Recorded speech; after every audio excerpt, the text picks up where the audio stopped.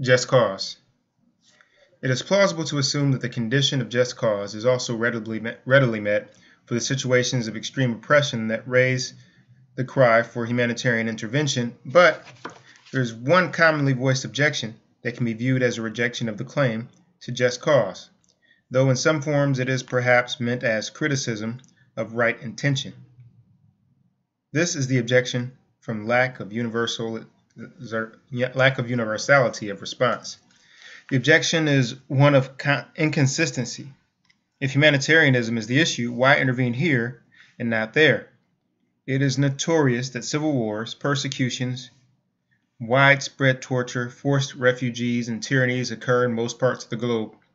Interventions here and failure to intervene there surely show a flawed moral response, since what is right to do in one place must also be right to do in another, exhibiting the same morally relevant features. This is an implicit appeal here to a form of the universalization of principle, beloved of many moral philosophers, especially those influenced by Immanuel Kant. There are several things wrong with this response in the present case, and one thing right with it.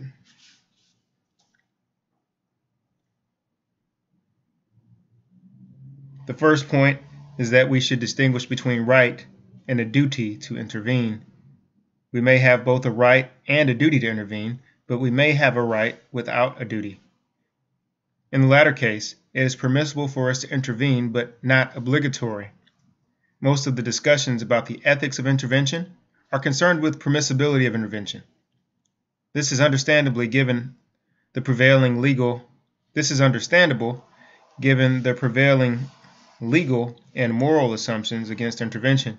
Were the question merely one of a right but no duty, we would choose to exercise the right wherever we may do good, and it is no objection that we have not exercised it elsewhere.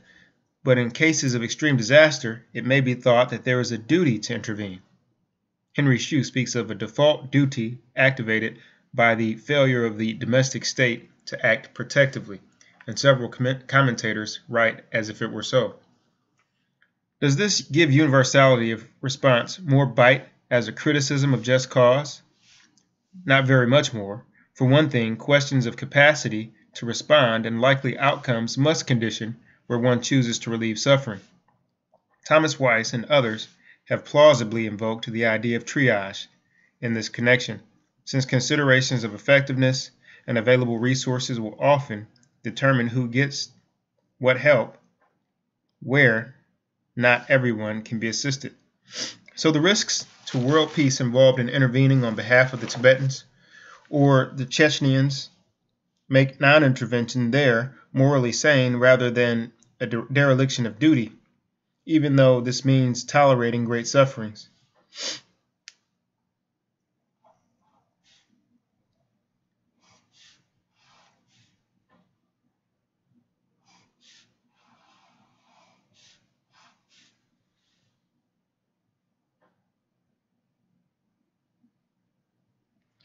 For another thing, it may be argued that certain relationships can legitimately dictate the choice when a choice must be made.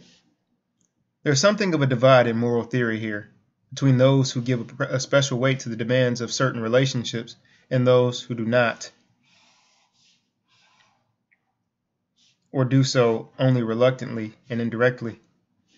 Classical act utilitarianism claims that in calculating the greatest happiness of the greatest number, we must be totally impartial among all those affected. The most striking case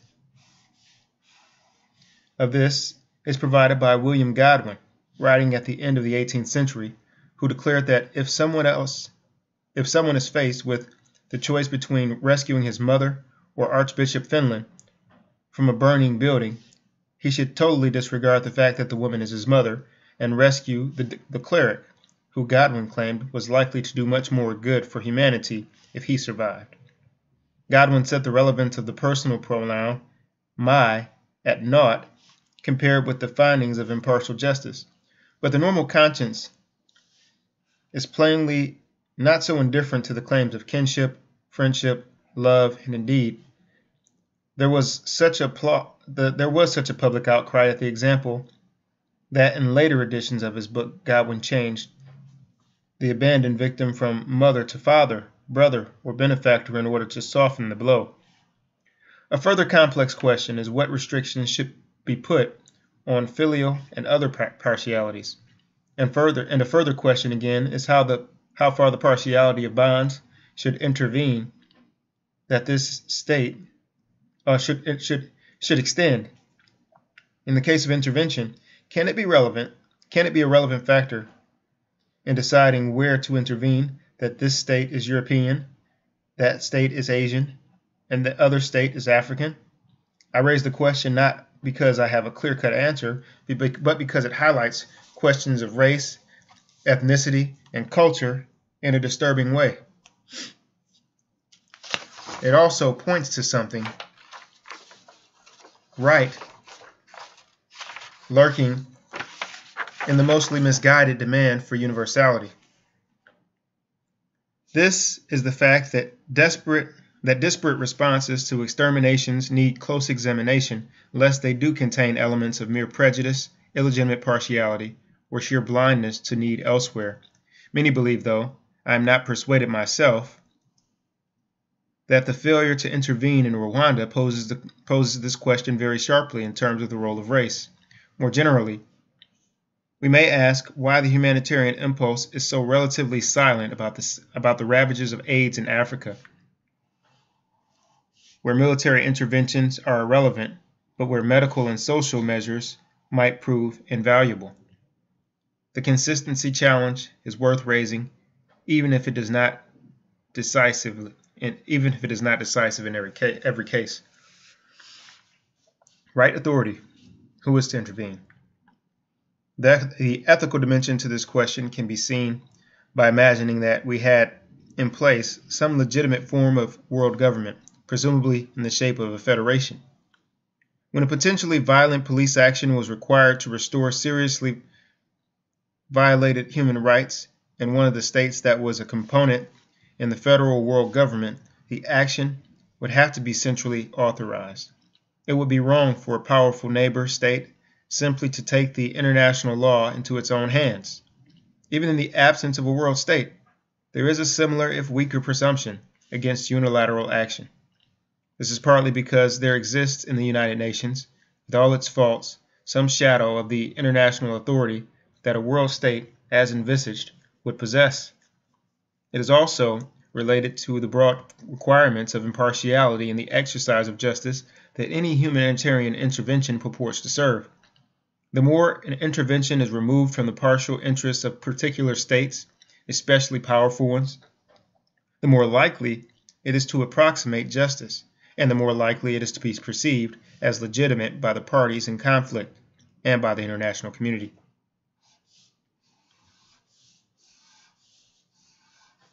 On the other hand, this requirement raises serious practical questions about implementation, since a single agent is often likely to be more decisive and act with greater unity of purpose.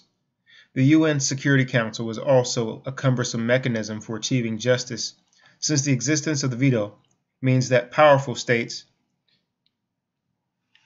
are in a position to block humanitarian interventions that do not serve their interests. As Kofi Annan acknowledged, there is no simple way to resolve this dilemma, but what is suggested by the legitimating role of the United Nations is that no unilateral intervention can have adequate legitimacy unless it is in some significant way authorized by the United Nations. One possibility is that when a veto is exercised, a majority of the Security Council or of the permanent members could confer a moral authorization for intervention. The condition of UN authorization should also apply to multilateral interventions, since without UN authorization, they will invariably wear the appearance of a sectional bias. Coalitions of the willing have certain obvious advantages, usually to do with regional associations and a perception of joint national interests, but one cannot ignore the possibility that the willingness may arise or be understandably perceived to arise from motives of domination.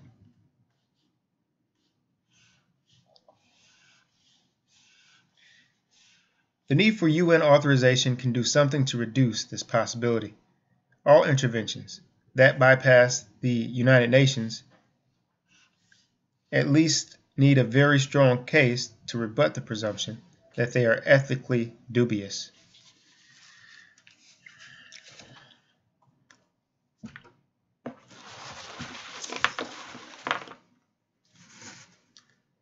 Proportionality and its ambiguities.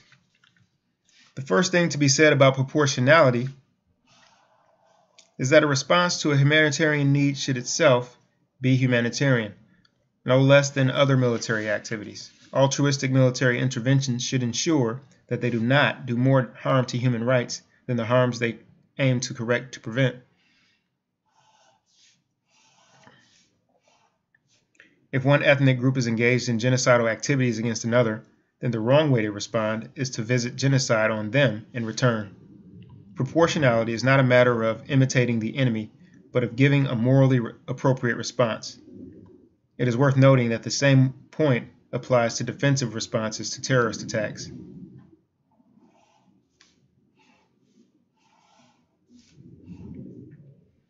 The second issue to consider is the scale of likely outcomes of military intervention.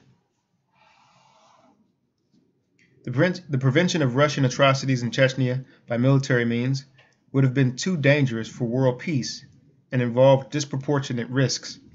A response proportionate to one situation may be disproportionate to another situation that is similar in terms of oppression, but dissimilar in context and in the likely consequences of intervention. A third issue, overlapping to some extent with the just cause condition, concerns whether the violations are grave enough to require intervention. There is a high degree of moral and political consensus that human rights violations have to reach a certain plateau of outrage before such intervention even seems morally feasible. Persistent rigging of elections, state torture of small numbers of dissidents, and drastic restrictions of free speech are all plausibly viewed as grave denials of human rights, but they seem inadequate to create the demand for intervention. Why is this?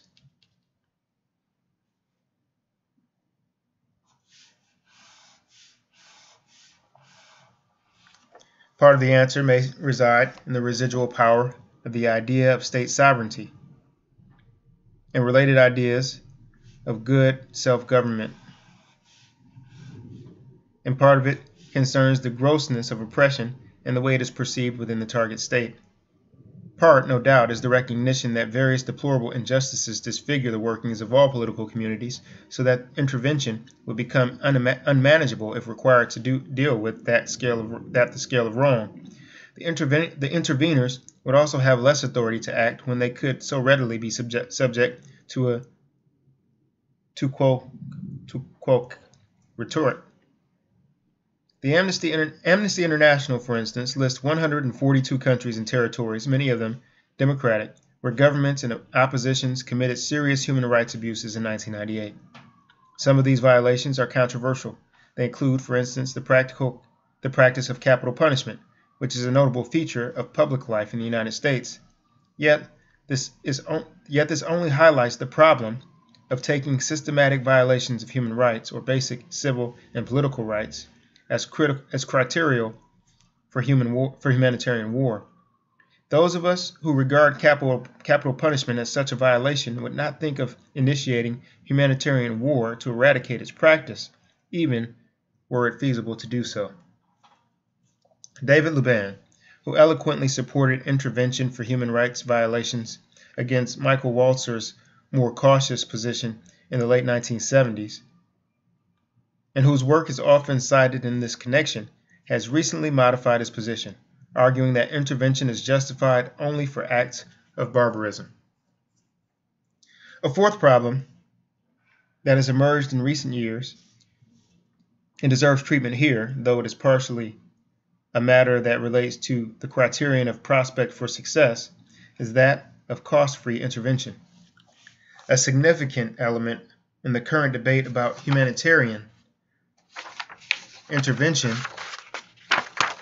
is that the various guidelines laid down by Western governments considering the problem insist on conditions for intervention that are profoundly self-regarding. In some respects, it is merely prudent, but there is reason to believe that the emphasis on interventions that will be cost-free to the interveners in terms of risk to their own forces, though not so much in terms of money expended, has become excessive because it leads to a disproportionate response to the problem. It is very understandable that the interveners want to minimize risk to their own forces. The concern for one's own troops represents a moral advance over many military policies of the past. For example, the treatment of one's own soldiers as the merest cannon fodder in the trenches of World War II. In democracies, there is also a question of the political costs of acting in defiance of widespread public fears.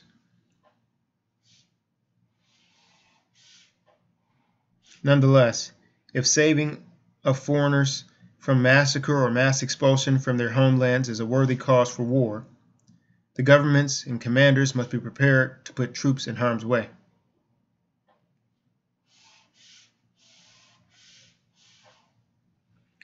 The refusal to do so inevitably leads to the reliance on remote forms of air power, technological wizardry that tend to shift the damage onto large, blameless civilian populations, as in the bombings of Serbia. The damage, in terms of immediate killings of civilians, estimated by the London Times to be in the order of 1,500, is significant enough, and Amnesty International considered that such NATO killings may have violated international humanitarian law. But in addition to this, the bombing of what are called dual-purpose targets, especially power, water, and transport facilities, has clearly created a serious humanitarian problem for the Serbian civilian population and for many beyond the borders of Serbia, such as in the disruption of the Romanian economy.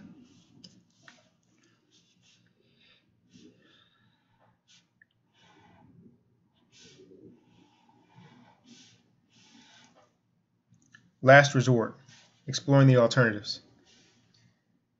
The just war provision of last resort contains many puzzles and ambiguities, especially those that raise semantic and logistical problems having to do with what it can mean to call something a last resort. There will always be something that might be tried as an alternative to violence, but if there was a great evil to be prevented, we cannot expect to wait on the very possibility other than effective violence. Clearly, some principle of feasibility is required to screen the realistic availability of alternatives to violence, and it needs to be remembered that waiting to try numerous such options may actually reduce the likely effectiveness of the military option when it is tried.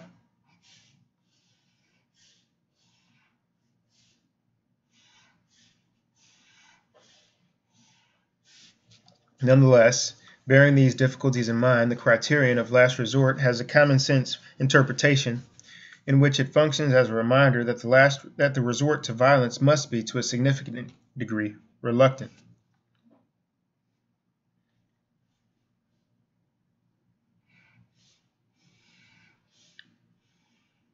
It enjoins us to make serious efforts at peaceful resolutions of our political problems before resorting to the sword. The term peaceful itself open to varied interpretations depending on how rich or thin a notion of peace is in play. Here I mean to include a comprehensive range of nonviolent methods that may certainly involve pressure and coercion. In the case of intervention, the emphasis needs to be put on such nonviolent efforts, including coercive interventions of an economic and political nature. These include what Alexander George has called coercive diplomacy or forceful persuasion. George's definition of this phenomena are a little loose, but they are meant to cover threats of violence and lesser forms of deprivation, as well as the combination of these with concessions, promises, and other carrots of positive inducements. Threats to withdraw existing support such as aid, trade status, diplomatic recognition, or threats not to proceed with economic or political aid that has been anticipated are coercive interventions in domestic affairs in that they exercise power in seeking to constrain the choices of national agents. The imposition of economic sanctions constitutes an extreme form of such coercion, and this can shade into violent measures, as when a sanction regime is enforced by militant means. Clearly, there are more problems with some of these than with others. Sanctions in particular were once viewed as a clean alternative to violent intervention, but they can now be seen often to have very harmful effects on the least guilty and only minimal impact on the primary agents of the evil they were intended to prevent or restrict. Of course, there are sanctions and sanctions. One of the most successful forms of sanction, only partly economic, was the sporting sanction imposed on South Africa that had a great imaginative impact on a fanatically sports-loving society and politically hurt the predominantly oppressive white community more than the black, though it did not cause starvation and death. The other problem with sanctions is that they are sometimes difficult to operate and frequently take time to have an effect, but in many cases military intervention and other military enterprises are also protracted.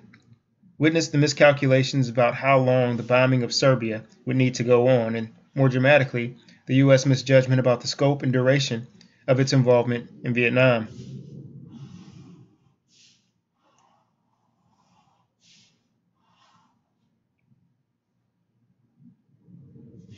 Both persuasion and certain nonviolent coercive measures should be employed in the early stages of a crisis, or as a crisis looms, when opportunities for prevention or mitigation of humanitarian disasters may present themselves or can be constructed.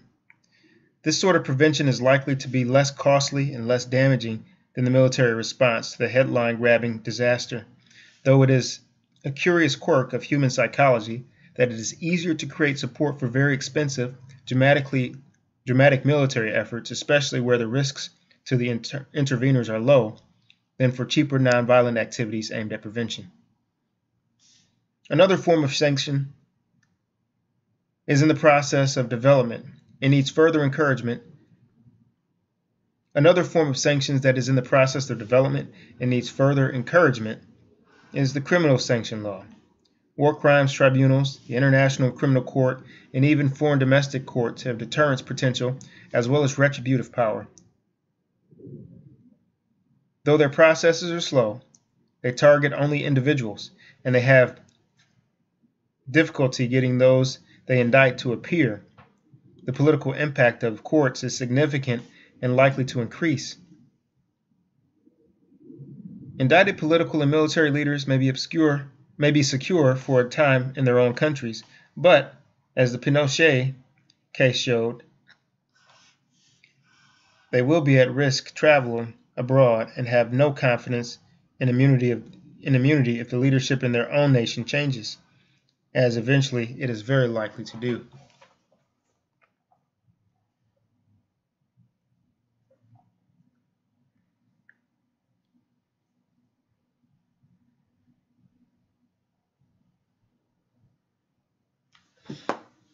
These nonviolent approaches are not guaranteed to work, and they need imagination and political savvy in their implementation if they are to be successful, but both these points apply to the use of violence as well. The prospects for success. It is particularly important here that enthusiasm for rescue not swamp a prudent assessment of what armed intervention can and cannot achieve.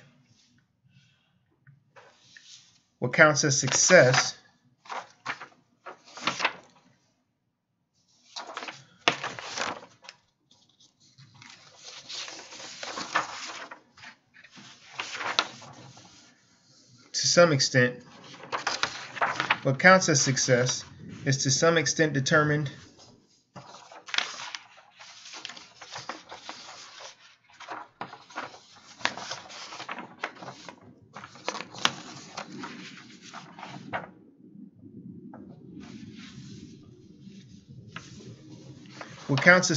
is to some extent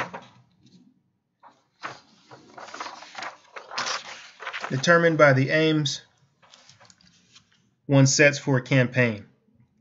and limited aims make success more likely.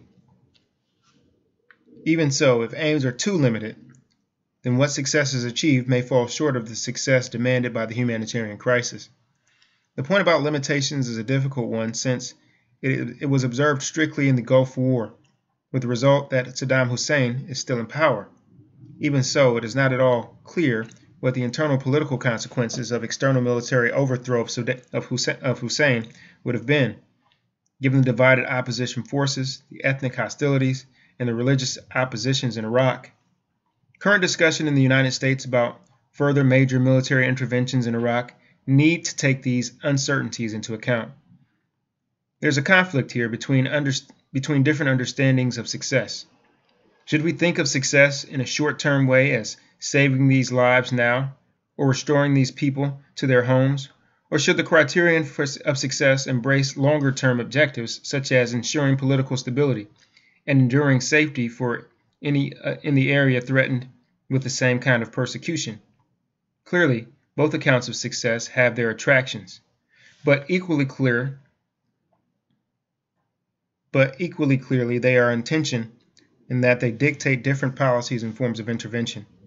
In particular, the shorter-term objective is compatible with, and in some respects suited to, military procedures, whereas armed forces alone are likely to deliver the longer objectives. My earlier discussion of the simplified example of responses to child beating brings out some of the tension involved between the two interpretations of success.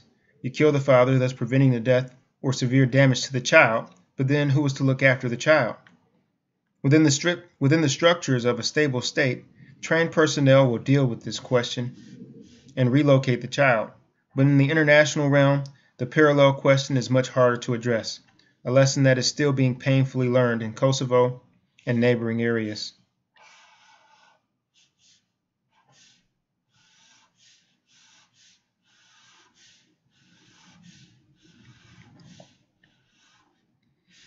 The metaphor of rescue needs completion not only with the phrase "from what," but also with the phrase "for what."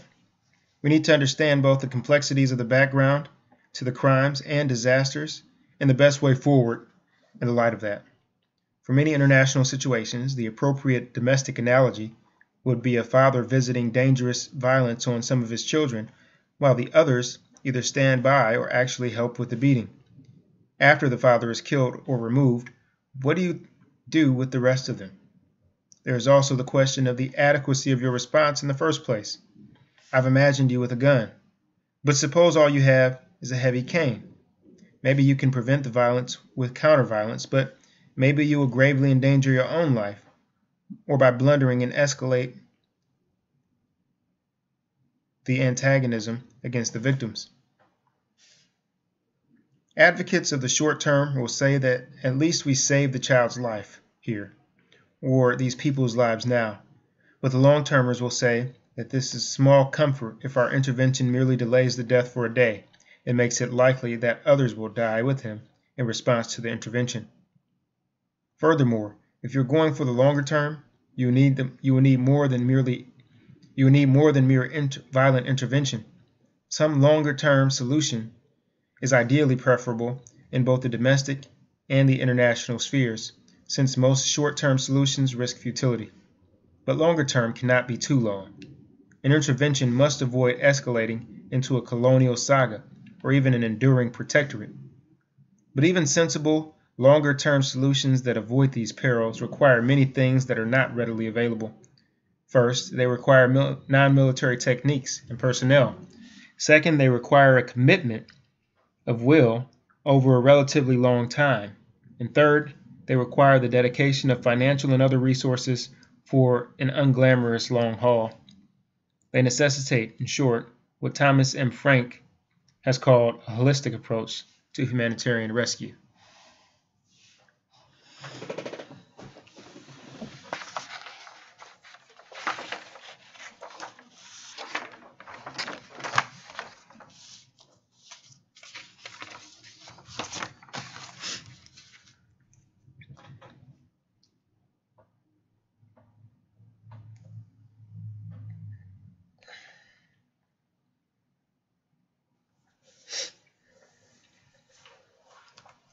facing the future.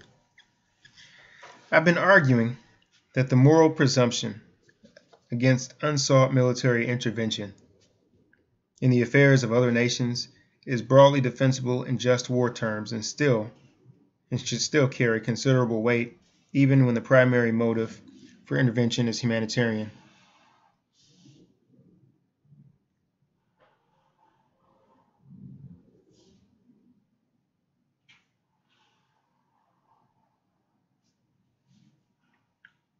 But when peaceful alternatives fail, the cries of the victims will still carry an urgent appeal to conscience. Sometimes even here, there will be nothing that a resort to violence can or should achieve. We cannot solve every problem.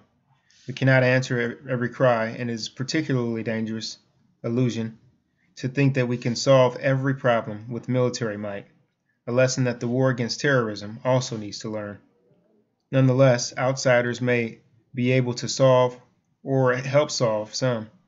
I think that this is true and that the presumption against armed humanitarian intervention is rebuttable in certain circumstances. Given that, does the moral framework provided above have any practical lessons for confronting future calls for humanitarian military intervention? The primary lesson is that institutional reforms or broad policy and institutional orientations that would make for more ethically acceptable intervention need to be in place before the future crisis looms. These are principally concerned with meeting some of the difficulties raised under the just war headings discussed earlier. Moral legitimacy, the United Nations, and international collaboration. The United Nations must really be taken more seriously, both as an authorizing source of intervention and as a principal agent of it. The major powers, including the United States, must cease trying to bypass the United Nations or using it to provide a fig leaf of respectability for largely hegemonic activities. The persistent attempt to substitute partial military alliances such as NATO for the United Nations is bound to be destructive for what authority the United Nations has. It is also likely to alienate the non-European world from otherwise legitimate attempts at intervention. This will require a major shift in mainstream American attitudes toward the world body, which are far too often as hostile as they are ill-informed. True, there are many things that need reform in the United Nations, but it is still a primary locus of hope for peace through much of the world, and positive efforts to build it up rather than ignore or undermine it are required. Since the United Nations, with all its faults, is still viewed in most of the world as the primary agent of international legitimacy, UN authorization of interventions should remain the norm.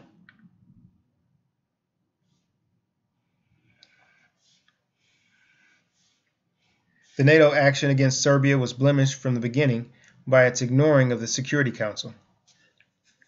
The problems posed by the likelihood of a Chinese or Russian veto were certainly real, but UN approval for the operation should at least have been sought.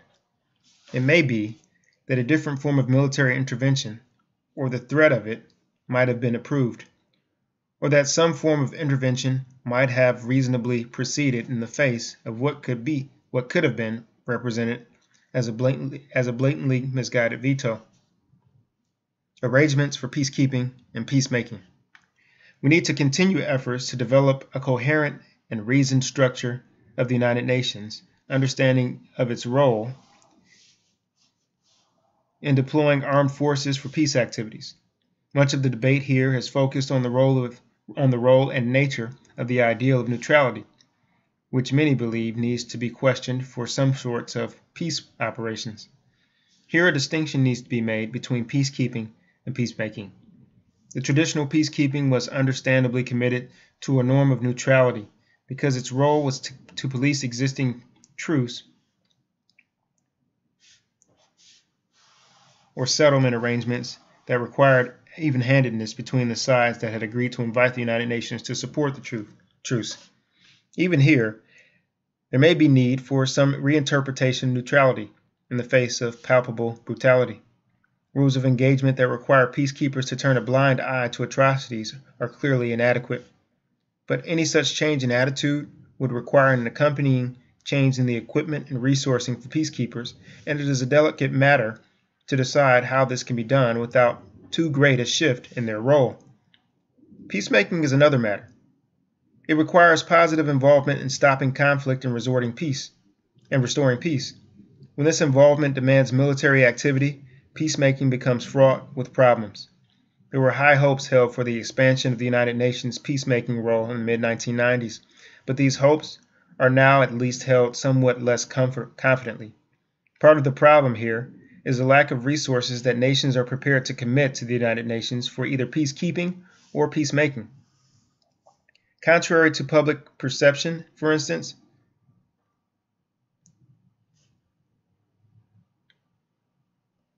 the amount that the United States directly contributes to UN peace operations is very small. In the mid-1990s, the United States ranked only 23rd among advanced industrial democracies in the percentage of GNP devoted to foreign aid, and it contributed only 963 out of 67,000 personnel to UN peacekeeping operations in the same period. Given the wealth of the United States, these figures are at best surprising and at worst shaming. But a further problem is the unrealistic ambitions that peacemaking efforts tend to have. The expression nation building can be seriously misleading here. The expression masks both a practical and an ethical problem. The practical one is that of sustaining such peacemaking over the long haul that is usually going to require, for this is likely to be very costly in financial and political terms. The ethical problem is that nation building is essentially something that nations have to do for themselves.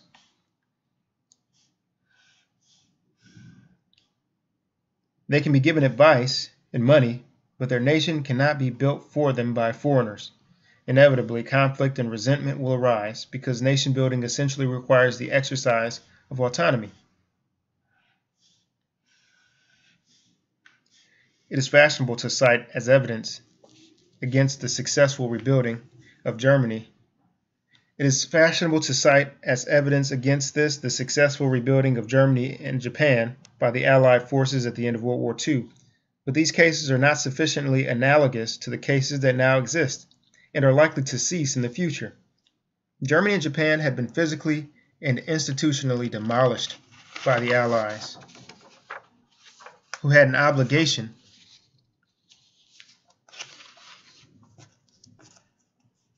and right to rebuild the defeated nations, and a war economy and manpower to sustain the task. It is clear that if the United Nations is to be seen as the primary focus of justified interventions, then not only will its authority and power need to be strengthened and some constraints on them weakened, such as some renegotiating of the veto power, but also the institution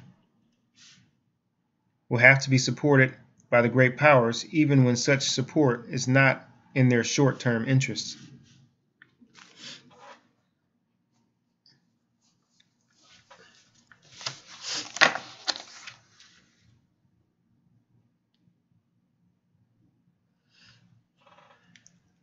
The need for a UN intervention force.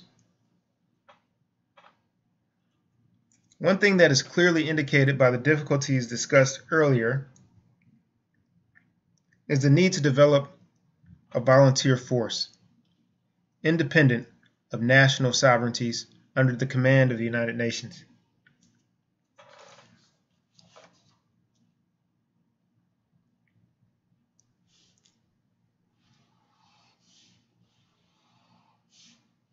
This will be a rapid deployment force. In 1995, Boutros Ghali presented the rationale for one. I've come to the conclusion that the United Nations does need to give serious thought to the idea of a rapid reaction force. Such a force would be the Security Council's strategic reserve for deployment when there was an emergency need for peacekeeping troops. Although the Secretary General refers only to peacekeeping, the idea is readily adaptable, and indeed more suitable to peace building or peacemaking. As Frank argues, any such force would consist of specialists with a common training, who had developed a tradition and a fund of experience in peacekeeping operations, who would be ready for immediate posting and whose availability would not depend on the political vagaries of particular state jurisdictions. The proposal is by no means utopian. It was first advanced in the early 1990s and has the support of such distinguished advocates as Sir Brian Urquhart and the political endorsement of a number of smaller nations with a significant record of support for UN peace operations. It would be costly, especially if it was complemented by the development of a similar non-military corps in line with the holistic approach. Nonetheless, it would probably be less costly than the current ad hoc and dispersed efforts, and it is much more likely to promote success, understood in the broader sense. In any case, there are creative ways of meeting these costs that have independent merit, such as a small percentage tax on currency dealer, akin to the airport taxes for international travelers. Holistic solutions. Some have noted the importance of nonviolent approaches as alternatives to solving problems for which military intervention is often advocated. But here I would stress the importance that such approaches should have accompaniments to the military intervention. This importance arises from the considerations discussed in the previous section. Although there are those who are confident in the peace-building capacities of military, I think that their confidence is misplaced, and that the military are generally ill-suited for this role.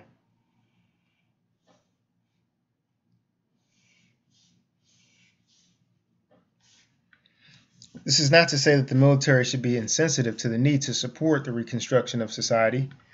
At the very least, they should place no hindrances on the development of appropriately local democratic political institutions. Indeed, it is important that their military training help develop sensitivity to the importance of local initiative and autonomy. But the skills relevant to such tasks will inevitably be secondary to the primary orientation, and the means that tasks such as policing, interim administration, relief supplying, helping to arrange and monitor elections, and providing economic and humanitarian aid must be in other hands. There are many problems raised even by the provision of such specific aid, but unless serious efforts are made in these directions, military rescue will be at best partial and at worst futile. UN agencies, various NGOs, and civilian agencies from neighboring countries that are authorized by the United Nations should be utilized here since normality coalitions of the willing. Since the UN agencies, various NGOs, and civilian agencies from neighboring countries that are authorized by the United Nations should be utilized here since non-military coalitions of the willing probably make more sense in these contexts than their military equivalents, none of which is to deny the importance of the difficult tasks of liaison and cooperation between military and civilian agencies. Cooperative military action. I've already discussed the merits of multilateral action, but there is a strong tendency in recent writing on humanitarian intervention to stress the uniquely important role of the United States as the sole superpower.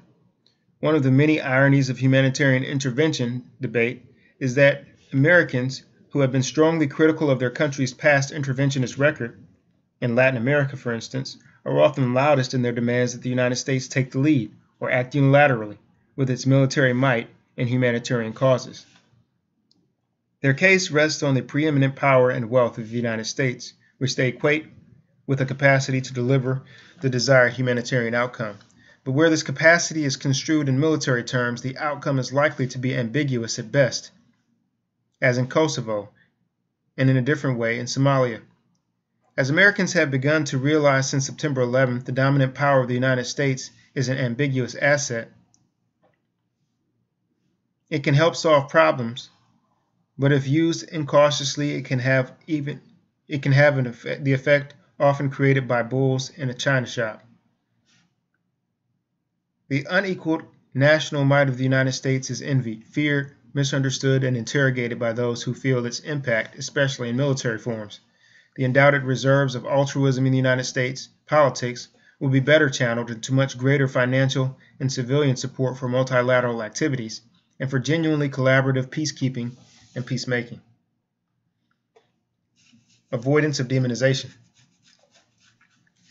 This is not so much a requirement for institutional change as a warning against circumstance that can prompt unwarranted intervention or blight the conduct of an otherwise legitimate intervention.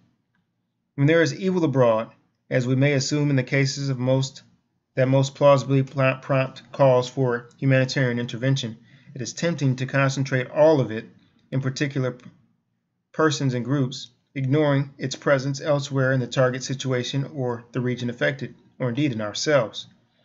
This can profoundly distort perceptions and actions in the context of intervention. One classic case of this was Anthony Eden's demonizing of Egypt's Gamal Abdel Nasser in the Suez Crisis. Another was the United States' demonizing of Ayatollah Khomeini and his counter-demonizing of the United States as the Great Satan, which made the United States supportive of the now satanic Saddam Hussein during the Iran-Iraq War.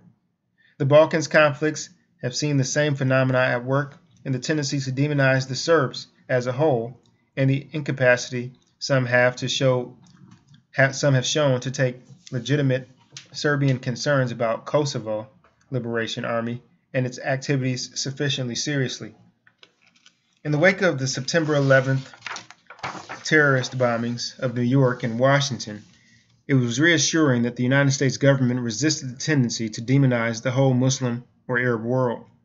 None of this is to deny that some political leaders are worse than others, often conspicuously, and that some are purely murderous. Conclusion. Despite all its paradoxes, the cry for destruction and killing in the defense of human rights and for prevention of human suffering makes a certain appeal to the John Wayne lurking in all of us. And sometimes, rarely, this appeal will be legitimate. But it is bedeviled by the problems discussed above. In addition, the attractions of decisive violence frequently tend to distract us from the more fundamental, though less glamorous task of reconsidering and reconstructing our domestic and international politics so that our world will be a somewhat less dangerous and exploitative place for all its inhabitants. The current drive to solve the problems of terrorist attacks by a war against terrorism may well involve the same unbalanced confidence in violent solutions. We can admit the grain of truth in the cynical slogan, "If you want peace, prepare for war." But the surer path to a more tranquil world is to prepare for peace directly.